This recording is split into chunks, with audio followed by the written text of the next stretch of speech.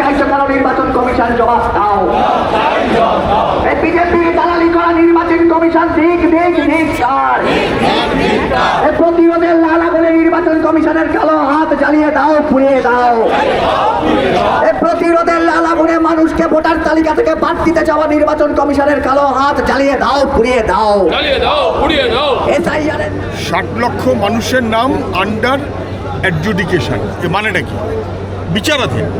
এটা কিন্তু বিবেচনা অধীন না, তাহলে হয়তো আন্ডার কনসিডারেশন। এটা আন্ডার অ্যাডজুডিকেশন। তাহলে তোমাকে বিচার করব।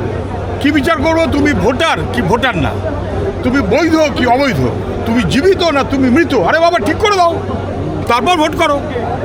আন্ডার অ্যাডজুডিকেশন অর্থাৎ সন্দেহজনক অবস্থায় রেখে এটা কখনো হয় না। যতক্ষণ সে সন্দেহজনক ততক্ষণ তার ভোটের অধিকার নেই, ভোটে দাঁড়াবার অধিকার নেই। ভোটে দাঁড়াবার অধিকার কেড়ে নেবো, কী করে নেবো? লিস্ট ক্লিয়ার করো যে এরা বৈধ না, হয়ে গেল, তারা অ্যাপ্লাই করবে। আজকের দাবিটা কি? আমাদের আজকের দাবি হচ্ছে এইটা স্পষ্ট না করে, স্ট্যাটাস স্পষ্ট না করে, আন্ডার অ্যাডজুডিকেশন অবস্থায় রেখে, বিচারাধীন অবস্থায় রেখে ভোট করা যায় না, এবং সেটা আমরা করতে দেব না। মূল কথা হচ্ছে এইটা, যাদের নাম 2002-এর লিস্টে আছে তাদের নাম কেন সরাসরি তোলেনি? তাদের নাম তো সরাসরি তোলার কথা। ফলে কার্যত ভোটার লিস্ট দিয়ে একটা ছেলে মানুষই হচ্ছে, ছাবলামি হচ্ছে। নির্বাচন কমিশন যেমন তেমন ডিও, ইয়ারও, রাজ্য সরকার তারা করে।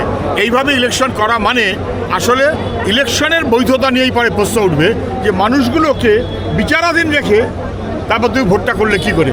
এর সঙ্গে সঙ্গে ব্যক্তি মানুষের অধিকারের প্রশ্ন আছে। আসামে দেখেছেন ডিভোটার মানুষগুলোকে সন্দেহজনক করে দেওয়া হলো, বিচারাধীন করে দেওয়া হলো, এবং তারপর তারা হেনস্থা দৌড়ে বেড়াচ্ছে তাদের নিজেদের স্ট্যাটাস বোঝার জন্য। নির্বাচন কমিশন এটা করতে পারে না, এইটাকে ক্লিয়ার করে ভোট করতে হবে। কমিশন তো ভোটটা ঘোষণা করে দেবে, আপনার কি করবেন? কমিশন ভোট ঘোষণা করবে কিনা আমি জানি না। যদি প্রয়োজনে কোর্টে যাবো, মানুষের কোর্টে যাবো, আইনের কোর্টে যাবো। আন্ডার অ্যাডজুডিকেশন রেখে ভোট কী করে হয়?